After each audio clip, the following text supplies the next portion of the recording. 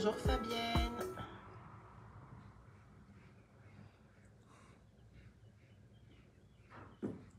Bonjour Isabelle. Coucou, salut Isaac, salut Karine.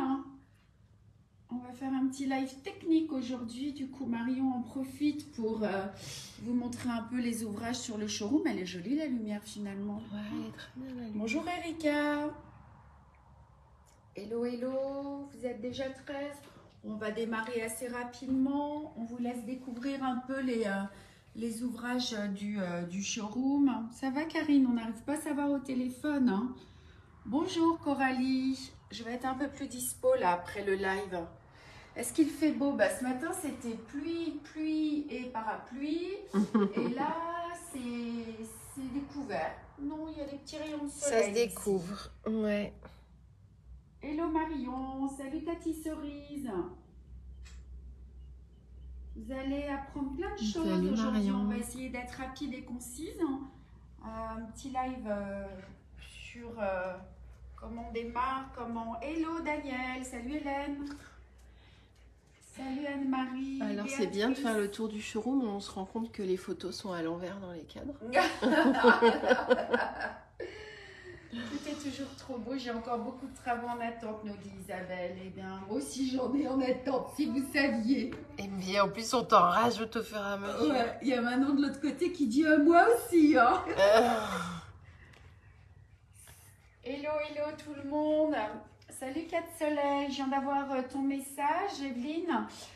Pour la Bégude, bah oui, le stage bien-être, tu peux arriver à 9 h, pas plus tard, mais l'idée c'est d'arriver vers 8 h pour qu'on se mette en place. Mais voilà, il n'y a pas de souci. Hein. C'est un stage bien-être détente, alors on va pas te mettre dans le stress. Non, c'est un stage bien-être où on se met la pression par contre. Ouais, c'est le 4 qui est à l'envers. C'est quel 4 qui est à l'envers? Le printemps. Ah, oh, c'est pas très important. Que de belles choses, nous dit Anne-Marie. On va commencer tranquillou. Merci Laurence. Ah, ils sont sympas ces pics aiguilles. Moi, je m'en sers tout le temps. Raiki, arrête de faire du bruit. Il fait tout le temps du bruit. Il a peur qu'on l'oublie, mais on t'oublie pas, Raiki. Viens dire bonjour toi aussi, mon coco. Allez, j'arrive, on s'y met. Ouais, on s'y met. Voilà, ça c'est notre petit showroom à l'atelier. Voilà, Cathy. Salut Cathy, que j'avais aussi au tel tout à l'heure. Bonjour tout le monde. Avec Reiki. Ouais, Reiki, il adore qu'on lui caresse les oreilles là, et il kiffe. Oh là là. Allez, on va aller s'installer. Et puis on va commencer rapidement à vous montrer un peu comment est-ce qu'on commence les points. J'ai essayé de tout noter pour rien oublier. Donc le but de ce live en fait c'est ça, c'est de vous montrer les différentes manières pour commencer un point. Ça va pas mal servir aux débutantes. Pour celles qui nous connaissent depuis un moment, bah, peut-être une petite révision et puis comment on reprend et comment on arrête. Donc je vais essayer de faire ça de manière assez logique, mais comme je suis pas très organisée, si j'ai oublié quelque chose, il y a le papier et Marion elle me dira. Donc de manière générale on brode avec 2 fils. Je vous montrerai aussi tout à l'heure comment on fait pour commencer avec un fil et 3 fils. La technique la plus évidente, enfin la plus simple, pardon, pas évidente, que j'utilise, vous prenez, donc ce sont des fils d'1 mètre qu'il y a dans les kits. Ah, on va traduire un peu aussi. Vamos a ver las técnicas para empezar a rematar los puntos. Donc, je prends un fil. We are going to see all techniques to start stitches. Voyez, hop, je prends mon fil, clac, clac, clac, clac, clac, je l'amène jusqu'au bout. Ok. Je le plie en 2. You fold it in 2 parts. Et, comment dis-je, plier, je sais plus, plieguer. Plegar en 2 partes. Ouais.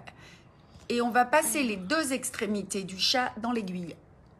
Alors, j'ai pas mis mes loupes. Donc, c'est mon aiguille qui vient se poser. Vous allez vous moquer plein de fois de moi aujourd'hui. J'en ai enfilé aucune. Ce sont les deux extrémités du chat, ok? Qu'on passe, les deux extrémités du fil qu'on passe dans le chat et on a une petite boucle ici. Alors, la petite boucle, on la voit pas très bien. Elle est là? Là, ça y est, je la vois bien. Ouais. Si vous avez des questions, n'hésitez pas. Bonjour Lila du Luxembourg. Marie-Hélène nous dit bonjour. Manon, tu te connectes, ça t'embête pas? Moi, je les vois. Tu les vois. Commentaires. Ok. Ouais. Donc, on va commencer. Salut Laurie, je sors mon aiguille. On va faire un petit point de tige. Hein. On va piquer à peu près un fil. Salut Marie-Estelle. On va passer, elle est gentille cette boucle, elle se place juste comme il faut. Hein. C'est clair. On passe à l'intérieur de la boucle et ainsi on ne fait pas de nœud, ok? Without knot, you pass inside the loop y pasamos dentro la pequeña bucleta. Et on va commencer. Donc ça, c'est la première technique. Est-ce que ça pose problème à quelqu'un? A priori, non. Donc, on va mettre son fil sous le pouce. On fait Bonjour Marie. On fait 3-4 petits points. Je sors au milieu du point. Je vais avoir besoin de broder quelques points pour vous montrer aussi comment on va reprendre le point tout à l'heure. Voilà notre point de tige. Salut Joël. Donc ça, c'est la manière la plus traditionnelle. C'est celle que j'utilise le plus souvent, mais elle nécessite d'avoir 2 fils. You need to have un fil double, one double thread. Ok? Maintenant, on va arrêter notre point. Donc, pour arrêter le point de tige, je pique.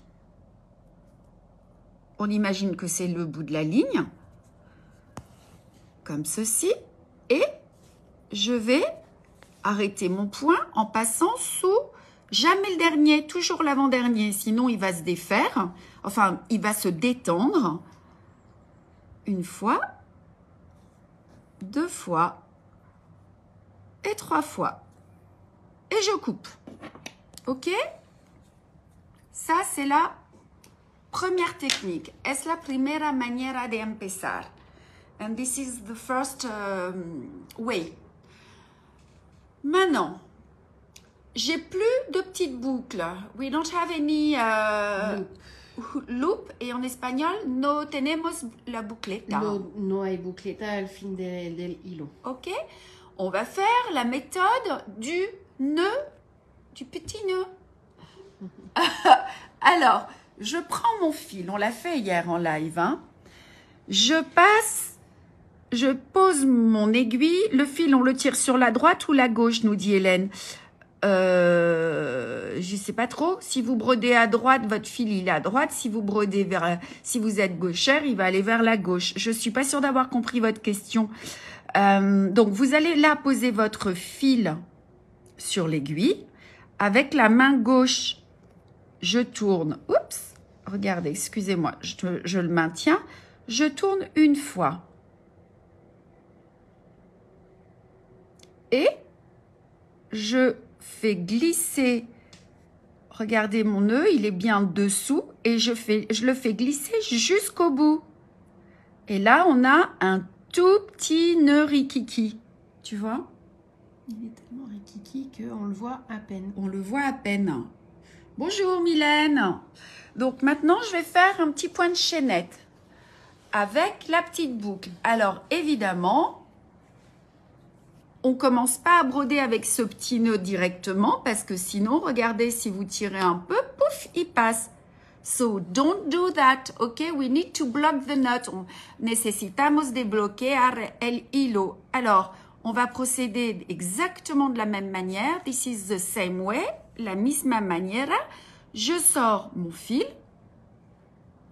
Je pique à un fil. You go down just 1 mm after. Y pinchar a 1 mm. Et je vais avancer et passer à l'intérieur de ma boucle, puisque j'ai créé une boucle avec ce nœud, ok? Et là, tchouk, je coupe mon fil au ras de la toile. Alors, c'était pour le point de tige, la question d'Hélène. Est-ce qu'on tire à gauche? bah, vous tirez à droite si vous êtes droitière. Je vous invite à regarder le tuto du point-tige. Sur notre site internet, dans la catégorie tutoriel, vous retrouvez tous les points et vous avez une vidéo explicative pour chacun des points. Alors, on y va pour le point de chaînette, Marion? Donc, je sors mon fil, je le mets sous le pouce. Là, l'idée, mesdames et messieurs, je ne sais pas si on a un gars avec nous, mais en tout cas, c'est pas d'apprendre le point, mais c'est de bien vous montrer comment on commence et comment on arrête les points. Ok?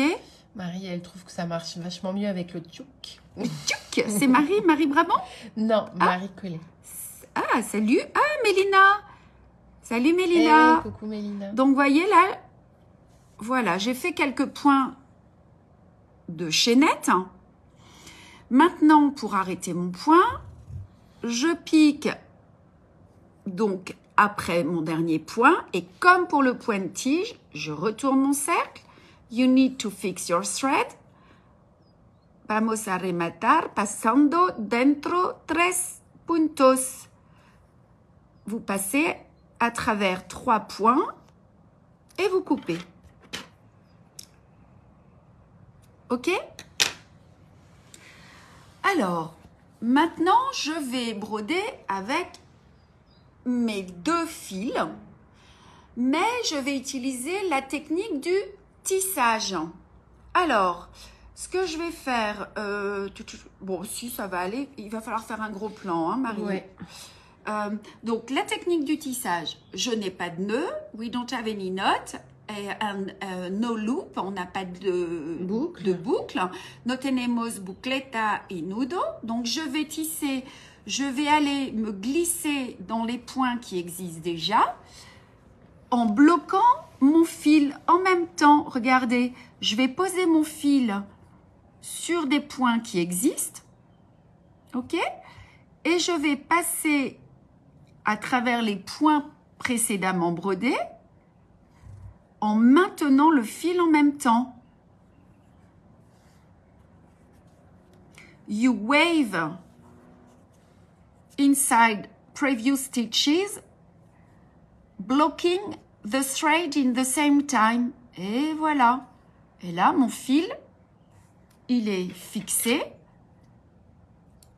Alors, vous coupez vos petits excédents de fil. Es una manera de bloquear el hilo sin bucleta y sin nudo. Est-ce que c'est compris ça? Et on va commencer à broder. Alors, ben voilà, je vais m'y mettre. Comme ça, vous allez voir. On va faire un point de tige. Donc, hop, le fil sous le pouce. Je le fais grand exprès. Hein, le fil sous le pouce. Alors, je ne sais plus qui posait la question. Mais vous voyez bien que mon fil, comme je brode de gauche à droite, je tire mon fil vers la droite. Si c'était ça la question? Ben, je pense. Ouais. Ok. Maintenant, qu'est-ce qu'on a comme technique? On a la technique pour broder avec un seul fil. C'est ça, par exemple, quand vous brodez vos fils métallisés, par exemple. Ouais, alors. Ou quand on brode à un fil. Ouais, c'est ça. Ouais. C'est-à-dire, si vous avez déjà des points brodés, vous pouvez utiliser la même manière. On utilise la méthode du tissage. Mais si vous n'avez pas de points et que vous commencez votre ouvrage avec un seul fil, je vais vous montrer. Hop. Je l'utilise très très peu. Hein. Je l'utilise en broderie blanche surtout. Ah ben voilà, Hélène, j'ai répondu à sa question. Donc là, vous faites un nœud. On s'en fiche s'il est moche. Hop. On fait un nœud. OK? On a un petit nœud. Hop. You make a knot. Vous allez laisser le fil apparent, voilà, ici, sur la toile. Vous allez faire une grande croix. L'idée, c'est de laisser assez de matière, hein, de fil. OK? You make a big cross or large stitches. Et vous allez aller, hop, vous glissez. On imagine que c'est le début de mon point. Vous commencez à broder. You start to embroider where you need to start.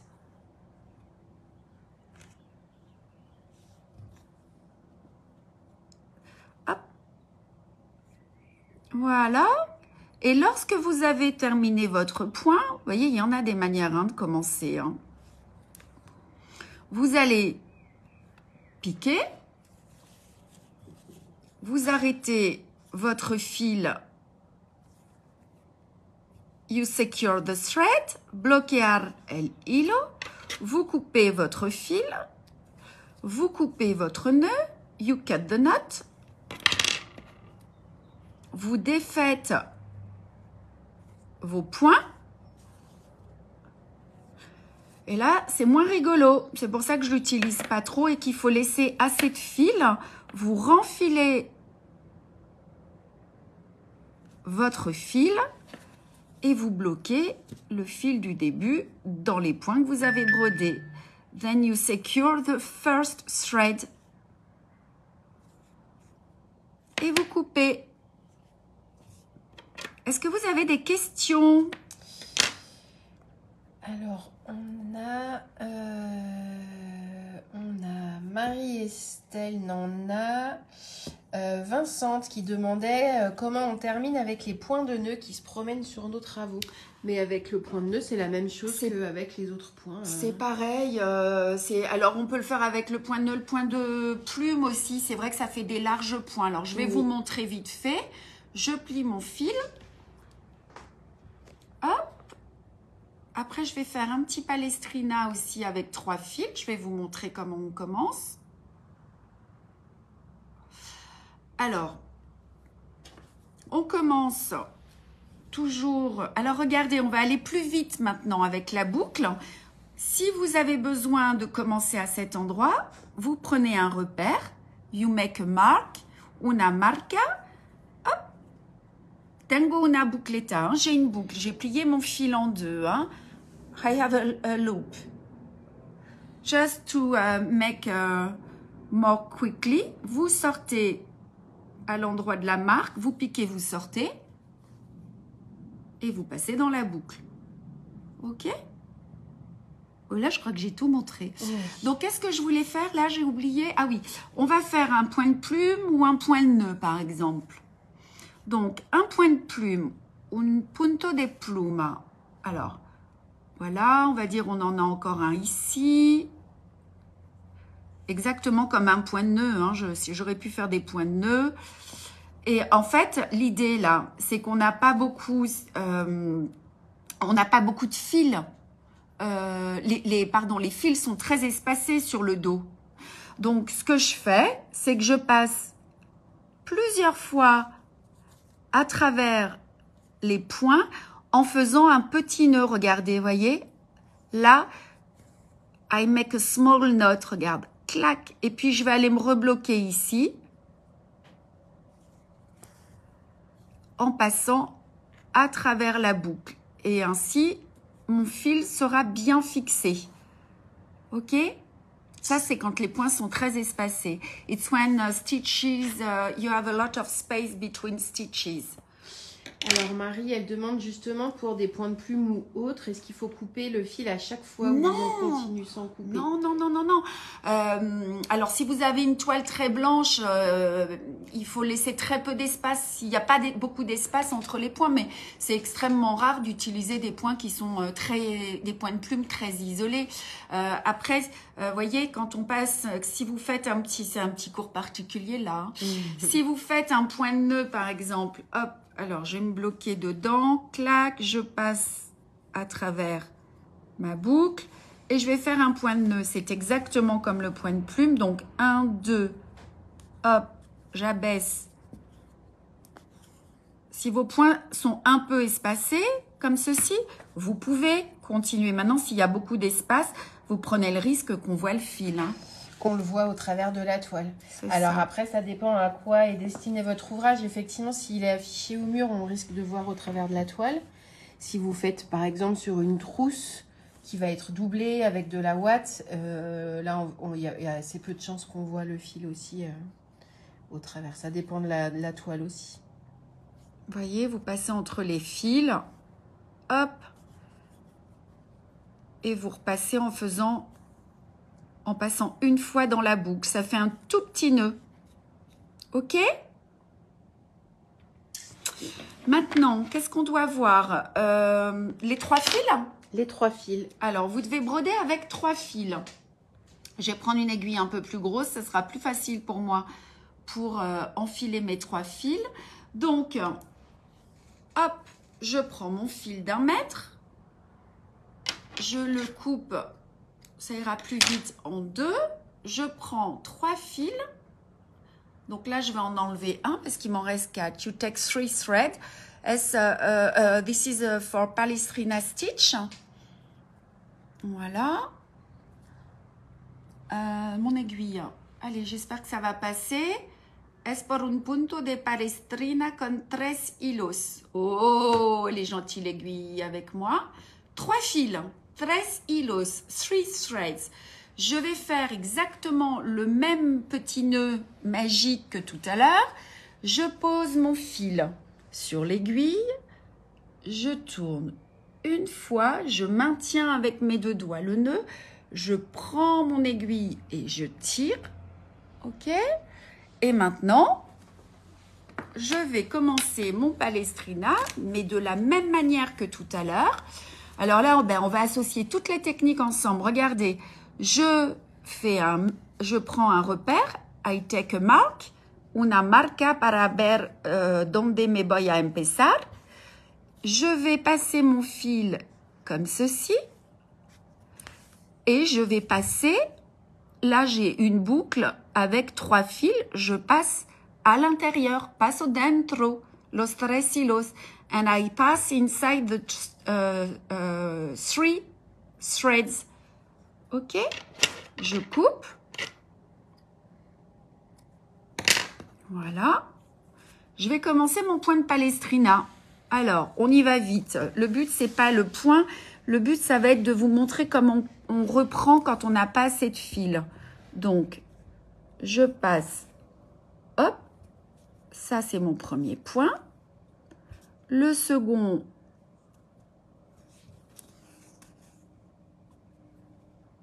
voilà, 2. Et puis, on en fait un 3e. Et là, j'ai pas assez de fil pour continuer ma ligne. I don't have enough threads to continue. And I no tengo suficiente hilo por continuar. Alors, j'arrête mon point, regardez. Après. OK? Je passe mon fil entre les points. I secure the thread. OK. Je coupe. Je renfile 3 fils. I take 3 new threads. 3 hilos para continuar. Et regardez l'astuce, en fait, vous allez vite comprendre, c'est mon fil sort à l'intérieur du dernier nœud. Je sors mon fil là où mon aiguille est sortie la dernière, voyez. Et là, il n'y aura pas de marque de rupture. Et je continue. Est-ce que vous comprenez? Voyez? Hop. Marion, t'as compris, toi? Moi, j'ai compris. Voyez? Il faut sortir du dernier point. Alors, je vais vous montrer exactement la même chose pour le point de tige et le point de chaînette. Et je pense qu'on aura vu toutes les situations. OK? Do you have any questions?